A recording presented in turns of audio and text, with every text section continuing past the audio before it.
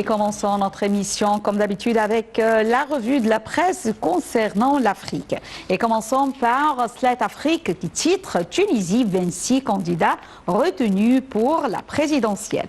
L'instance chargée des élections en Tunisie a présenté samedi une liste finale de 26 candidats pour la présidentielle anticipée du 15 septembre qui permettra d'élire un successeur au chef d'État décédé, Beji Saïd Essebsi. La campagne électorale se déroulera du 2 au 13 septembre en Tunisie et a commencé samedi à l'étranger. Enchaînons avec RFI Afrique où nous lisons Guterres en RDC à Béni en lutte contre le virus Ebola et son déni. Le secrétaire général des Nations Unies est attendu le 1er septembre à Béni. Il prévoit notamment de se rendre à Mangina, d'où est partie l'épidémie d'Ebola qui frappe depuis un an l'est de la RDC. Il doit notamment y visiter un centre de traitement Ebola et rencontrer des responsables communautaires car à Béni, comme ailleurs, de farouches résistants se sont opposés aux équipes de santé engagées dans la lutte contre le virus. Et enchaînant avec France TV Info, la Somalie menacée d'une famine majeure. Le pays d'Afrique de l'Est est confronté en cette fin d'été à une crise humanitaire croissante en raison de la situation politique et aussi du réchauffement climatique. 2 millions de personnes, dont une forte proportion d'enfants, sont de famille. C'est une évaluation de l'ONU et des principales ONG en cette fin août. Et continuons avec African News, d'où nous avons tiré cette nouvelle. Botswana, les élections générales fixées au 23 octobre. Le président du Botswana, Mokgweetsi Masisi, a fixé au 23 octobre la date des prochaines élections générales qui devraient être dominées par la rivalité politique inédite qui l'oppose à son prédécesseur Ian Khama. Les candidats aux élections législatives et locales doivent déposer leur candidature d'ici au 26 septembre.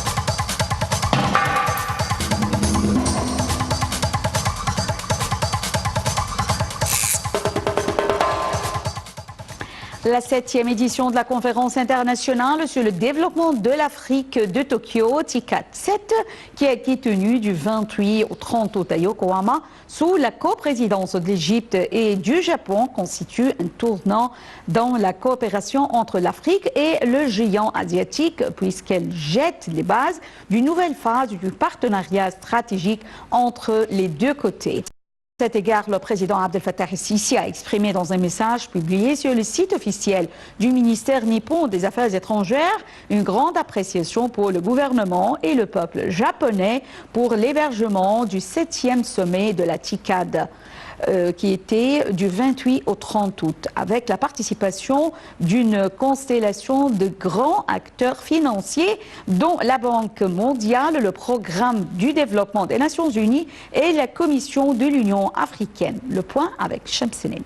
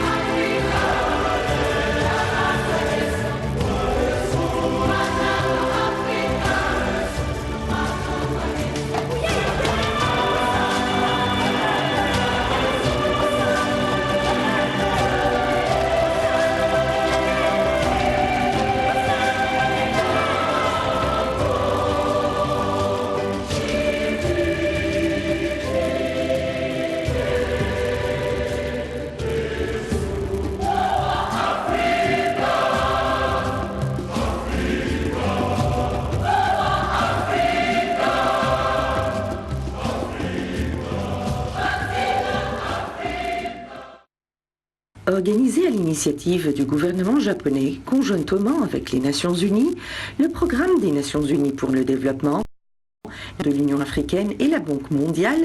Elle avait pour thème la relance du sommet africain via les peuples, la technologie et l'innovation. Les participants se sont concentrés sur 3 questions clés. La transformation économique, l'amélioration du climat des affaires via l'encouragement des investissements privés et l'innovation, la consolidation de la paix, la stabilité et la paix dans les sociétés. Le sommet a revêt une importance particulière pour la présidence de l'Égypte de l'Union africaine et le lancement officiel de la zone de libre-échange continentale africaine lors du sommet extraordinaire de Niamey en juillet dernier. La tenue de TICAD 7, au vu de la présidence égyptienne de l'Union africaine, assure une effervescence en faveur du raffermissement de la coopération entre le géant asiatique, l'Égypte et l'Afrique, dont le but de consolider le développement durable et la stabilité dans le continent noir. Le Japon est parmi les pays donateurs de l'Égypte, vu le nombre d'institutions japonaises y opérant, dont l'Agence japonaise de coopération internationale JICA et la Banque du Japon, ainsi que les méga-projets y mis en place, dont le Grand Musée égyptien, qui sera le plus important dans la région. Le volume des investissements japonais se chiffre actuellement à 880 millions de dollars, alors que près de 106 sociétés japonaises investissent sur le marché égyptien dans plusieurs domaines, avec entre autres les industries automobiles, alimentaires, pharmaceutiques, pétrolières, celles du génie et de construction. Le président Abdel Fattah el-Sisi a pour sa part exprimé dans un message sur le site officiel du ministère nippon des Affaires étrangères une grande appréciation pour le gouvernement et le peuple japonais pour l'hébergement du 7e sommet de la TICAD. Le sommet a été tenu du 28 au 30 août, avec la participation d'une constellation de grands acteurs financiers, dont la Banque mondiale, le Programme du développement des Nations Unies et la Commission de l'Union africaine. Le président a affirmé que la TICAD a prouvé depuis son lancement en 1993 être une des importantes tribunes rassemblant les divers partenaires face à un seul objectif, celui du développement de l'Afrique en soutenant ses aspirations et ses ambitions. L'intégration économique en Afrique a démarré depuis la création de l'Union africaine, a noté le chef de l'État. Rappelons que l'adoption de l'agenda africain 2063 et le lancement de la zone de libre-échange africaine continentale, ZLECAf, constituent une pierre angulaire des démarches africaines visant à mieux consolider l'intégrité économique en Afrique. Et Sisi a également affirmé que l'Union africaine est parvenue pendant des années à définir des objectifs et des aspirations de l'Afrique qu'elle a insérés à l'agenda 2063 pour être en tête des projets du développement durable du continent.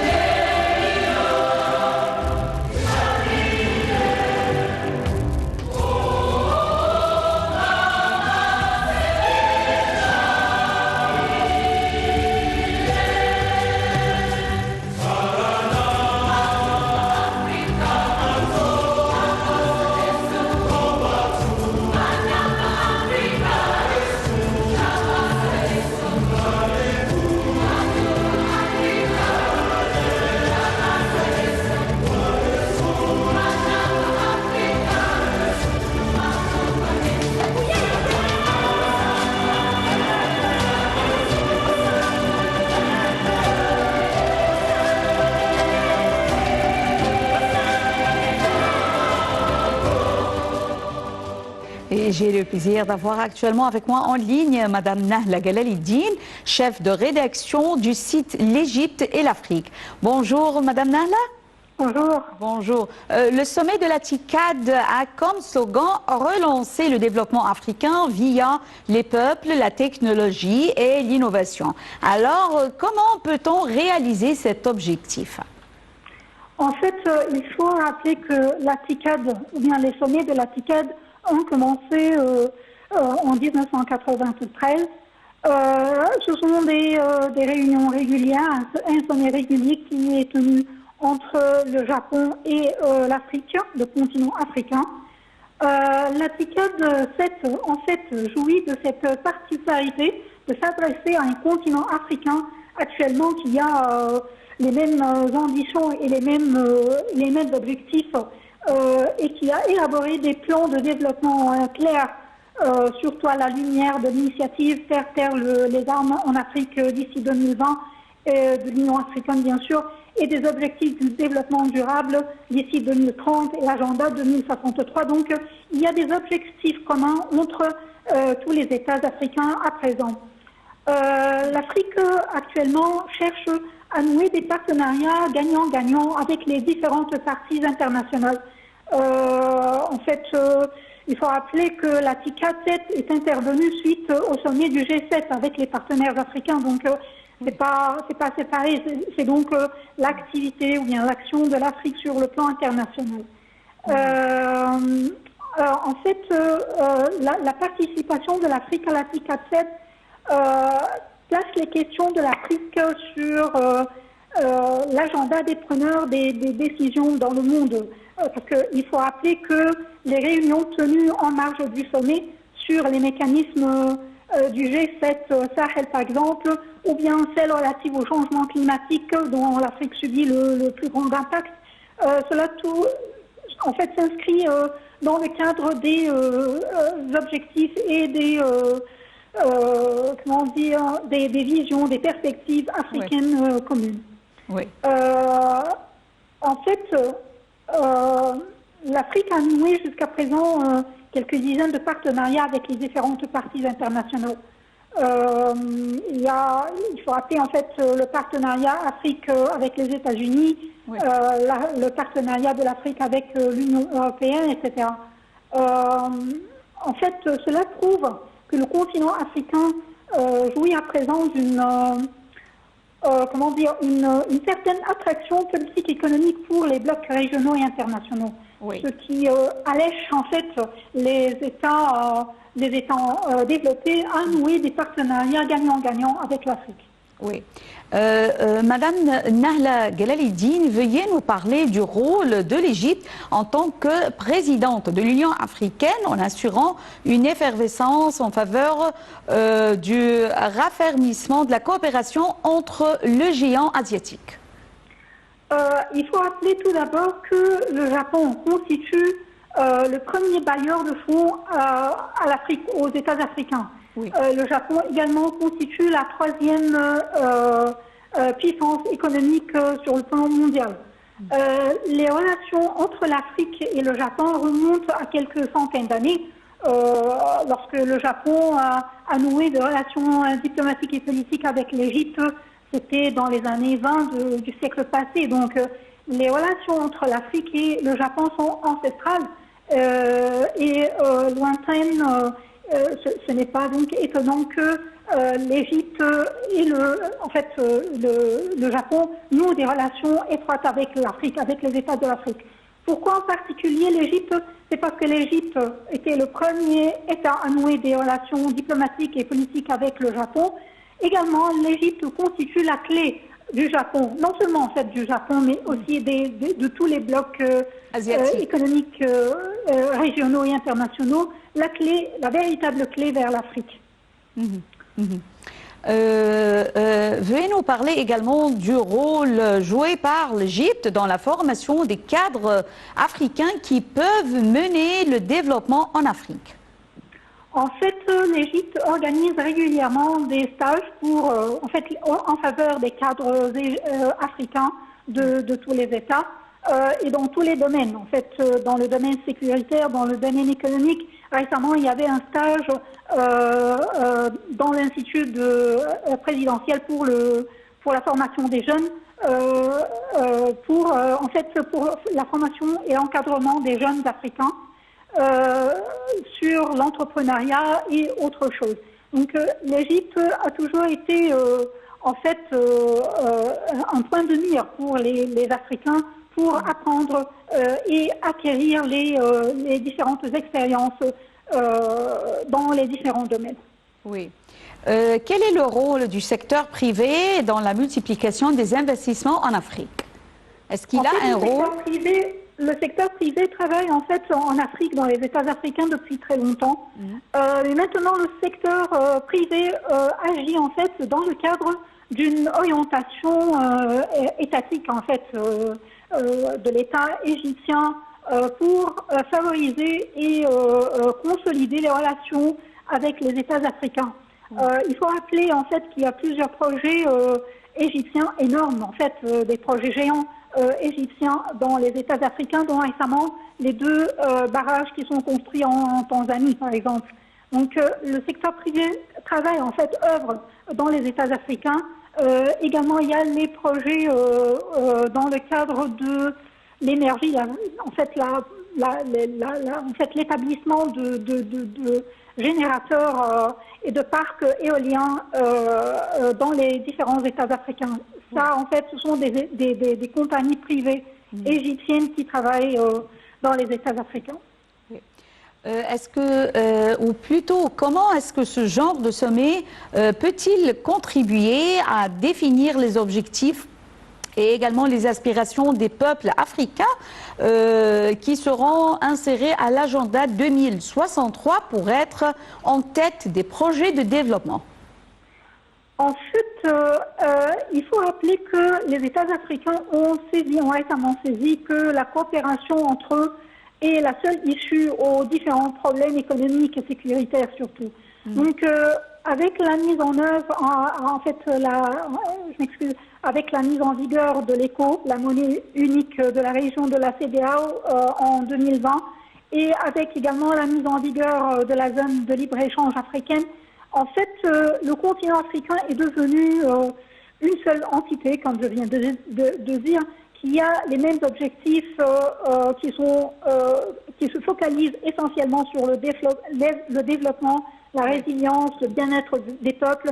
Donc, bien sûr, le développement, c'est en faveur des peuples, ça va de soi. Oui.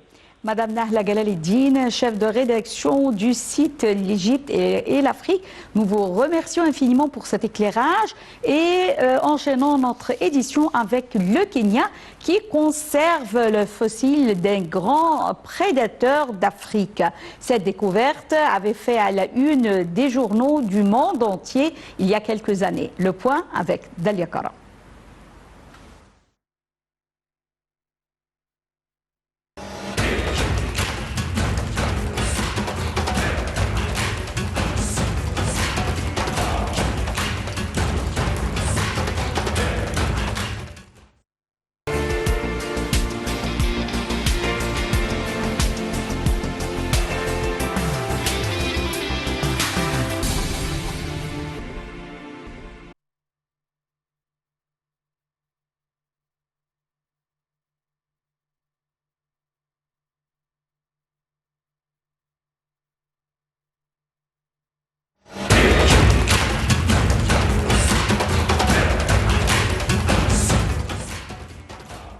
Mesdames et messieurs, nous arrivons à la fin de cette émission de notre programme Autour du monde. Merci pour votre fidélité à Nile TV. Très bonne journée. Au revoir.